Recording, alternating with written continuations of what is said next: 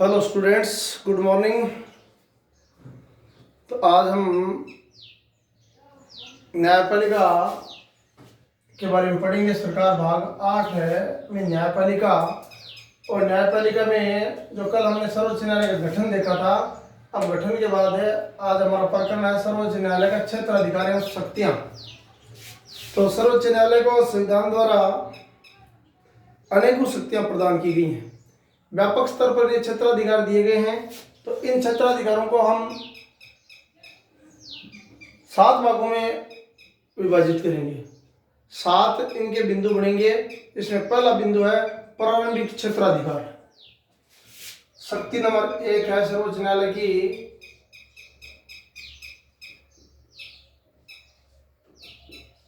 प्रारंभिक क्षेत्राधिकार।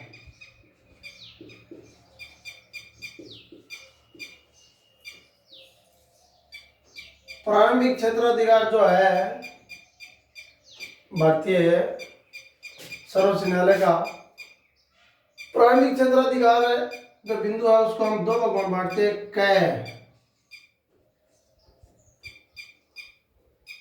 यानी एक में हो,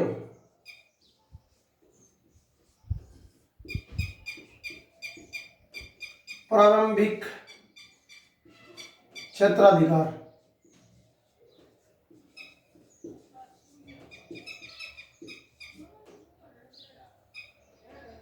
एक में प्रारंभिक क्षेत्राधिकार से आशय यह है कि ऐसे मामले जो सिर्फ और सिर्फ सर्वोच्च न्यायालय से प्रारंभ किए जा सकते हैं, उन्हें अन्य किसी न्यायालय में सुनवाई के लिए ले जाने की आवश्यकता ही नहीं है। यानी सर्वोच्च न्यायालय के प्रारंभिक एकमात्र क्षेत्राधिकार के अंतर्गत वे वाद आते हैं जिनकी सुनवाई सिर्फ और सिर्फ सर्वोच्च न्यायालय ही कर सकता है। अब इसमें 3 बिंदु है। पहला है भारत सरकार। इस कै का नंबर बिंदु 1 है भारत सरकार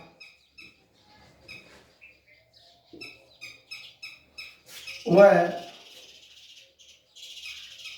2 या अधिक राज्यों के मध्य विवाद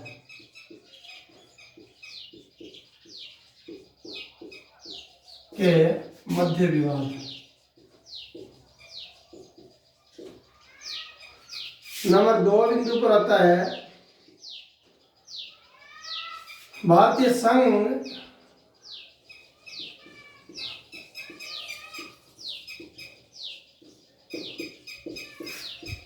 राज्य व राज्यों के मध्य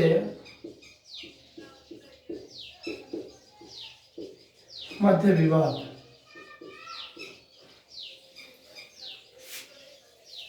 और 3 नंबर पर आता है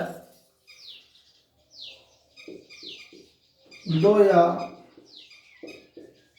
2 से अधिक राज्यों के मध्य विवाद।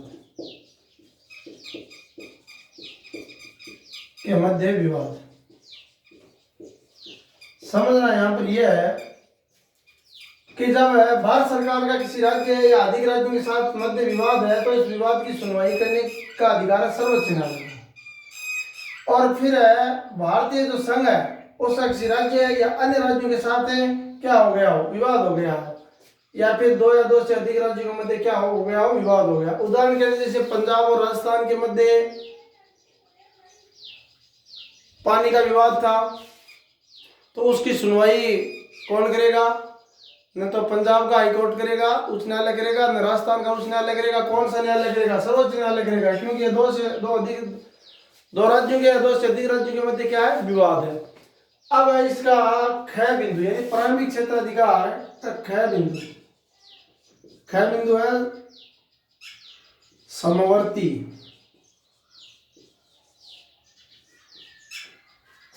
क्षेत्राधिकार या समवर्ती एकमेव क्षेत्राधिकार।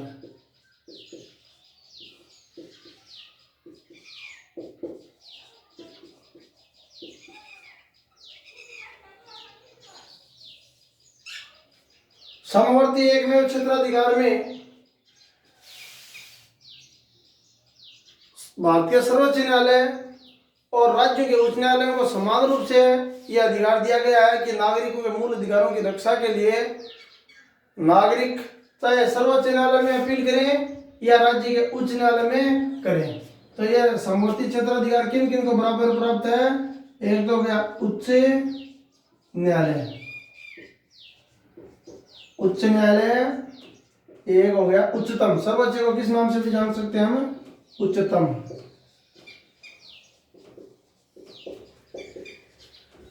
तो इसमें आपको क्या याद रखना है कि नागरिकों के मूल अधिकारों से संबंधित जो भी विवाद है उनको उच्च न्यायालय एवं उच्चतम न्यायालय दोनों में प्रस्तुत किया जा सकता है। अर्थात नागरिकों के मूल अधिकारों की रक्षा का जो उत्तरदायित्व है वो सर्वोच्च न्यायालय और उच्च न्यायालय दोनों को दिया गया बराबर बराबर है। चाहे नागरिक उच्च न्यायालय में अपील करें या चाहे इस वाद या केस को उच्चतम न्यायालय में प्रस्तुत करें, तो दोनों को बराबर बराबर अधिकार है। यह पहला पूरा हुआ। अब इसका सबसे महत्वपूर्ण जो बिंदु है वह अपीलीय। कौन सा क्षेत्राधिकार है? अपीलीय क्षेत्राधिकार।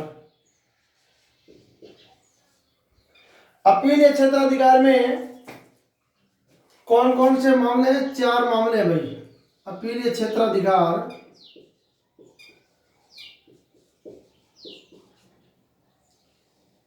इसको आपको समझना है। पहले तो अपील किसे कहते हैं? किसी वाद या केस को नीचे के न्यायालय से ऊपर के न्यायालय में प्रस्तुत करना क्या कहलाता है? अपील कहलाता है। तो सर्वोच्च न्यायालय को प्रारंभिक क्षेत्राधिकार के साथ साथ संविधान में अपील का भी विशेष अधिकार दिया हुआ है।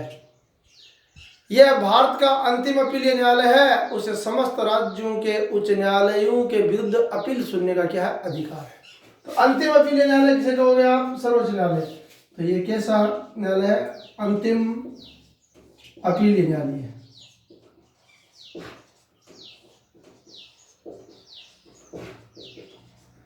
देश के सभी उच्च न्यायालय हैं, उनके खिलाफ उसे अपील सुनने का क्या है? अधिकार है। तो समझने के हिसाब से सर्वोच्च न्यायालय के जो अपीलीय क्षेत्राधिकार है उसको हम 4 भागों में विभाजित करेंगे। जैसे पहले प्रारंभिक क्षेत्राधिकार को 2 भागों में बांटा क और ख। अब अपीलीय क्षेत्राधिकार को भी हम 4 भागों में विभाजित करेंगे। नंबर क, इसमें नाम आएगा संवैधानिक। समझना होगा आपको। संवैधानिक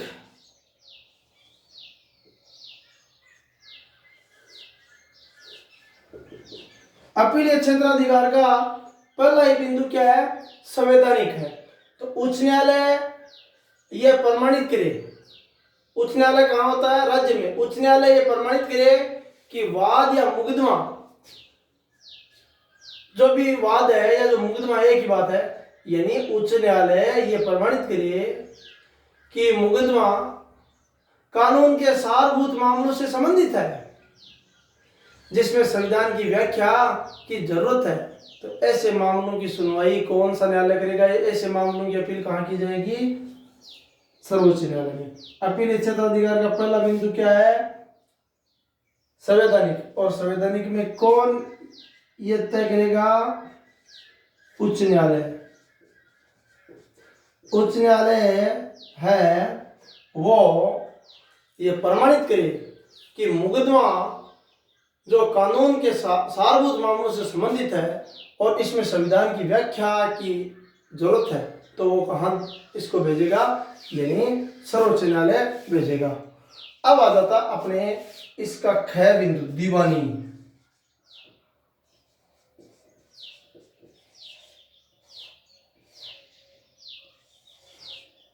अपीलीय क्षेत्राधिकार का दूसरा बिंदु है दीवानी। तो दीवानी का अर्थ है, दीवानी मुकदमे वो मुकदमे होते हैं जिसमें धन संपत्ति से संबंधित विवाद उत्पन्न हो। तो धन संपत्ति से संबंधित विवाद, कौन से विवाद कहलाते हैं? दीवानी। तो मान लेते हैं यहाँ पर क्या? धन संपदा। तो धन संपदा के मामले में शुरुआती टाइम में इसकी राशि थी 20,000। 20,000 रुपए से अधिक जो भी विवाद था वो उच्च न्यायालय से उच्चतम न्यायालय में प्रस्तुत किया जाता था। परंतु भारतीय संविधान का कौन सा संशोधन है? 30वां संशोधन है। 30वें संशोधन में ये जो धनराशि है उसका प्रतिबंध हटा दिया, अर्थात अब सर्वोच्च न्यायालय में किसी भी प्रकार के दीवानी मामलों की क्या की जा सकती है? अपील की जा सकती है। इसमें जो रुपयों की जो सीमा है वो हटा दी गई है, यानी किसी भी प्रकार के जो विवाद है कि दीवानी विवादों की अपील सर्वोच्च न्यायालय में की जा सकती है। अब अगला है फौजदारी। ये मोस्ट है, थोड़ा देखेंगे अपने गया में लिखेंगे हम फौजदारी। ये नाम हमारे आता रहता है। तो इसमें देखो चोरी, डकैती, हत्या, लूटपाट जैसे मुकदमे कौन से मुकदमे कहलाते हैं? फौजदारी मुकदमे कहलाते हैं। तो फौजदारी मुकदमों में हमें यहाँ पर देखना है कि संविधान का अनुच्छेद लगता है 134।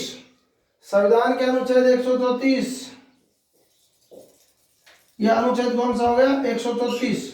संविधान के अनुच्छेद 134 के अनुसार फौजदारी जो मुकदमे है उसमें क्या प्रावधान किया गया है? फौजदारी मुकदमों में यह प्रावधान किया गया है कि उच्च न्यायालय, नीचे के न्यायालय, उस न्यायालय ने नीचे के न्यायालय के ऐसे किसी निर्णय को रद्द करते हुए अभियुक्त को क्या दिया हो? प्राण दंड दिया हो, जिसमें नीचे के न्यायालय ने अभियुक्त को क्या किया हो? अपराध मुक्त। ये याद होने में थोड़ी दिक्कत है। इसका हम बिंदु बनाकर लिखे हैं। फौजदारी मुकदमों का 1 नंबर है कि उच्च न्यायालय ने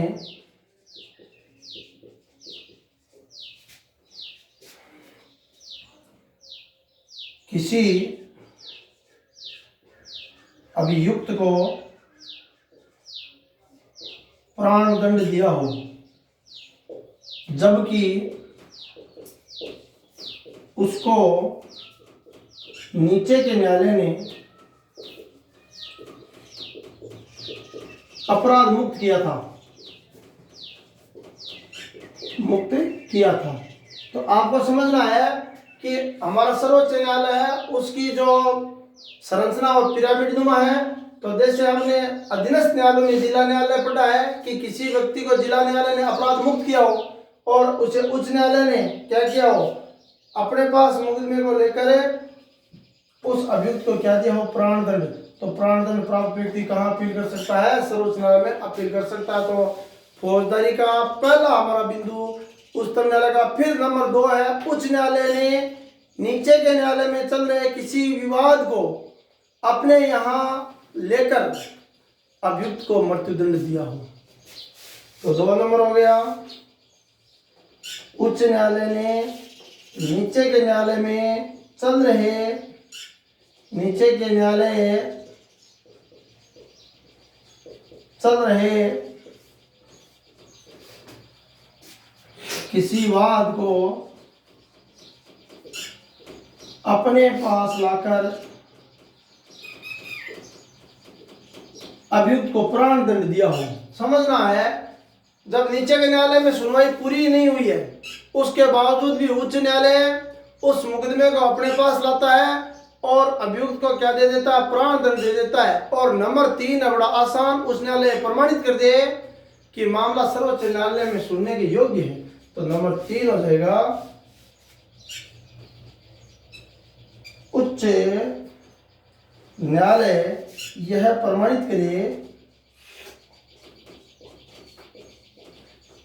करे कि मामला सर्वोच्च न्यायालय में सुनने के योग्य है। तो यह हो गया हमारा दीवानी फौजदारी। तो फौजदारी में कैसे मामले आते हैं? चोरी, डकैती, हत्या, लूटपाट। इसके लिए संविधान का अनुच्छेद 134 तीन बिंदु को एक बार दोबारा देख लो। उच्चतम न्यायालय उच्च न्यायालय किसी अभियुक्त को प्राणदंड दे, जबकि उसको नीचे के न्यायालय ने क्या किया, अपराध मुक्त किया था।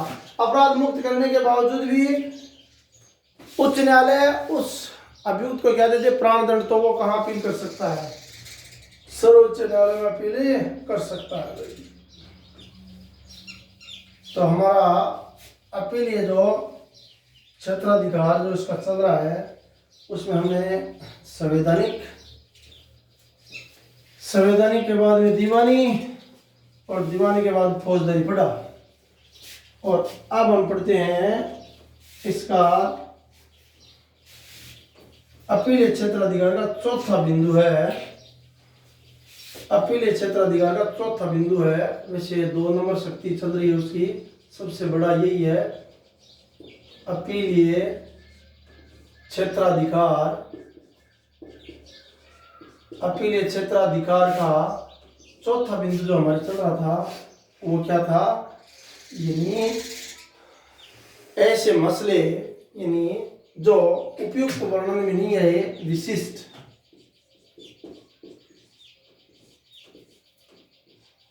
ऐसे मामले विशिष्ट में आते हैं।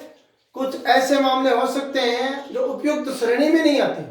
उपयुक्त श्रेणी का मतलब ऊपर वाली तीनों श्रेणी। कौन कौन सी श्रेणी हमने पढ़ी, सबसे पहले हमने संवैधानिक पढ़ी, संवैधानिक के बाद में दीवानी पढ़ी, फौजदारी पढ़ी। इन उपयुक्त श्रेणी में ऐसे मामले भी हो सकते हैं जो उपयुक्त श्रेणी में नहीं आए, उन पर सुनवाई है वो सर्वोच्च न्यायालय में हो सकती है। सैनिक न्यायालयों को छोड़कर देश के किसी भी न्यायालय के निर्णय के विरुद्ध सर्वोच्च न्यायालय में क्या की जा सकती है, अपील की जा सकती है। तो यह 135 विशिष्ट आ गया संविधान का अनुच्छेद 135। इसको समझना है कि कुछ ऐसे मामले भी हो सकते हैं, ऐसे मामले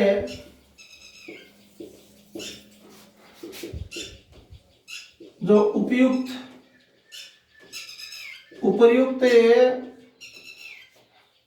में 3 आपने पढ़े हैं। सबसे पहले संवैधानिक आया है, फिर 2 नंबर पर है आ गया दीवानी, 3 नंबर पर आया फौजदारी। तो उपयुक्त श्रेणी में जो नहीं है उन पर सुनवाई किस में होगी, उपयुक्त श्रेणी में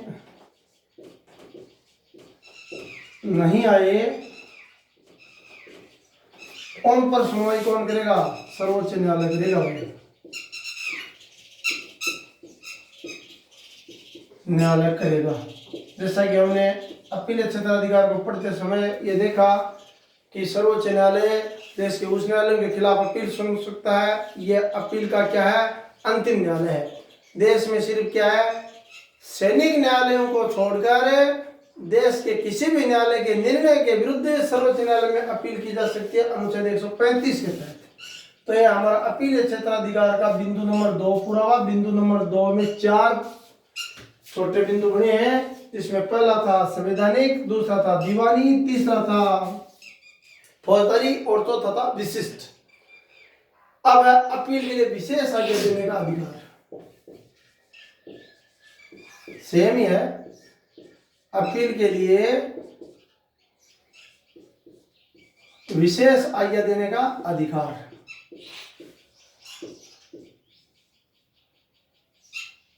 अपील के लिए विशेष आज्ञा कौन दे सकता है, सर्वोच्च न्यायालय देने का अधिकार।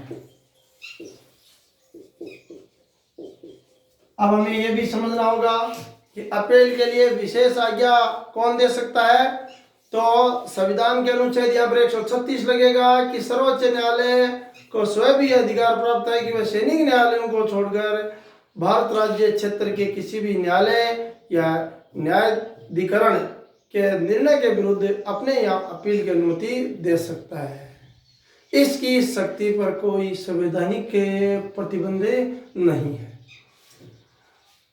तो स्वयं सर्वोच्च न्यायालय अपील के लिए विशेष आज्ञा दे सकता है कि किसी भी न्यायालय में जो चल रहा विवाद है उसको अपने पास मंगा सकता है। तो ये अपील के लिए विशेष आज्ञा देने से संबंधित हो गया। अब आ गया परामर्श संबंधी।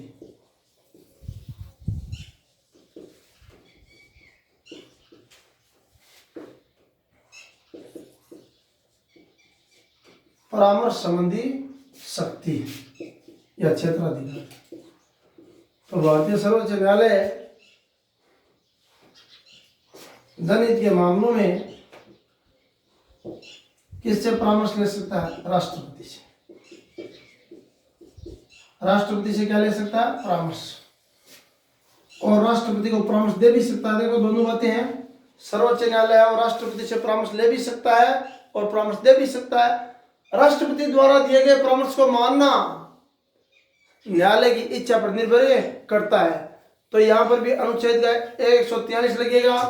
और सर्वोच्च न्यायालय है वो परामर्श किससे ले सकता है? राष्ट्रपति से। तो संविधान का अनुच्छेद है वो 143। संविधान के अनुच्छेद 143 के अनुसार सार्वजनिक हित यानी देश हित का कोई भी मसला हो उस पर वो परामर्श ले सकता है। परामर्श किससे ले सकता है? राष्ट्रपति से।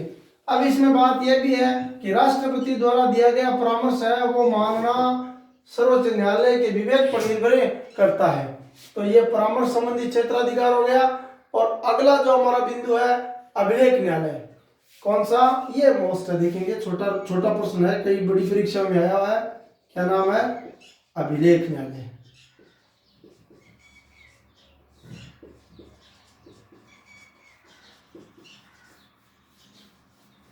अभिलेख न्यायालय से संबंधित संविधान का अनुच्छेद है 132। अनुच्छेद 132। तो यहाँ पर है अभिलेख न्यायालय से आशय है कि सर्वोच्च न्यायालय द्वारा दिए गए पूर्ववर्ती निर्णय साक्ष्य के रूप में माने जाएंगे। एक बात, दो भाग में बांटेंगे इसको। अभिलेख न्यायालय संविधान के अनुच्छेद 129 के तहत है। इसका पहला बिंदु है सर्वोच्च न्यायालय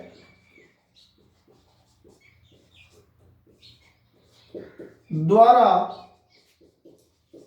दिए गए पूर्ववर्ती निर्णय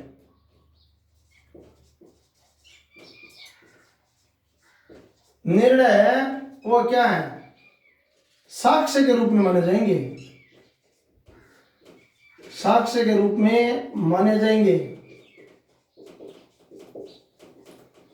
तो यहां पर आपको समझना है कि अगर संविधान में वर्णन नहीं है फिर भी अगर किसी सर्वोच्च न्यायालय ने किसी मसले पर अपना निर्णय दिया हो तो ऐसे पूर्ववर्ती निर्णय को साक्ष्य रूप में माना जाएगा और उसकी संवैधानिकता पर किसी प्रकार का प्रश्न नहीं उठाया जा सकता। नंबर 2, न्यायालय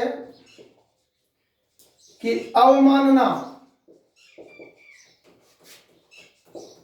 पर किसी भी प्रकार का दंड दिया जा सकता है। किसी भी प्रकार का दंड दिया जा सकता है। इसे बोलते हैं अंग्रेजी में कंटेम्प्ट ऑफ कोर्ट। यानी न्यायपालिका द्वारा जो भी आज्ञा दी जा रही है उसकी कोई उल्लंघन करता है तो उसको क्या कहते हैं? न्यायिक अवमानना यानी कंटेम्प्ट ऑफ कोर्ट पर किसी भी प्रकार का क्या दिया जा सकता है? दंड दिया जा सकता है। अब अगला है मौलिक अधिकारों का रक्षक। पॉइंट नंबर आ गया 6। देखो महत्वपूर्ण पॉइंट चल रहा है। छठा जो बिंदु है वो क्या है? छठा बिंदु है मौलिक अधिकारों का रक्षक। मौलिक अधिकारों का रक्षक। सर्वोच्च न्यायालय नागरिकों के जो मूल अधिकार हैं, 6 मूल अधिकार हैं, इन मूल अधिकारों की रक्षा का दायित्व भी सर्वोच्च न्यायालय को है। सर्वोच्च न्यायालय है वो नागरिकों के मूल अधिकारों की रक्षा के लिए कुछ लेख जारी करता है। नंबर फर्स्ट देखेंगे एक बात, बंदी प्रत्यक्षीकरण।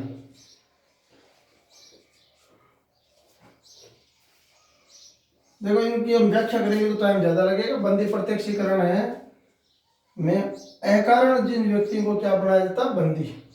तो हम बंदी प्रत्यक्षीकरण लेख के तहत न्यायालय से जवाब मांग सकते हैं, पुलिस से जवाब मांग सकते हैं कि किस जुर्म के तहत इसे पकड़ा गया है। अगला अधिकार पंचा।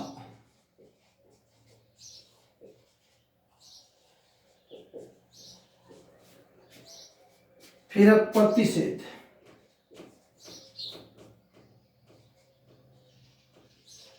और इसके अगला है उत्प्रेषण।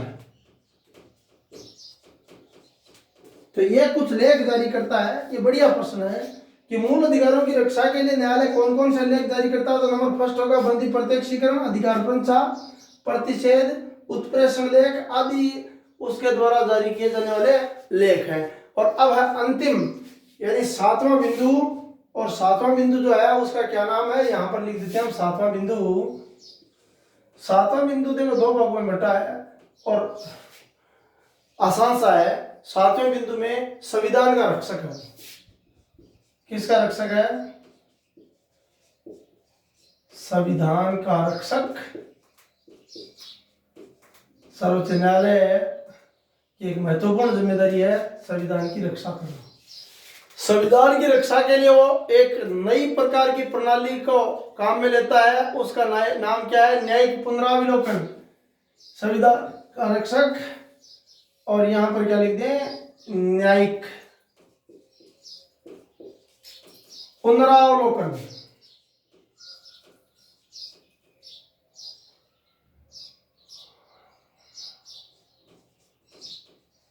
लोकन, इसको थोड़ा हमें समझना होगा कि न्यायिक पुनरावलोकन क्या है। भारतीय संविधान की जो रक्षा है उसकी जिम्मेदारी सर्वोच्च न्यायालय के पास है। इसका अर्थ है कि जब भी कोई सरकार का कोई भी अंग, सरकार के कोई अंग का मतलब है पहला अंग व्यवस्थापिका, दूसरा अंग है कार्यपालिका, वो अगर संविधान का अतिक्रमण करें अर्थात संविधान के अनुसार कार्य नहीं करें या कोई भी कार्य करें जो संविधान के खिलाफ हो, तो उनके लिए वो कौन सी किसका प्रयोग करता है? पुनर्विलोकन। इसको पुनर्विलोकन भी कह सकते हैं। पुनर्विलोकन, न्यायिक पुनर्विलोकन। तो न्यायिक पुनर्विलोकन जो है उसके तहत है संसद द्वारा बनाया गया कोई भी कानून जब संविधान का उल्लंघन करे तो न्यायपालिका उसे अवैध घोषित कर देती है।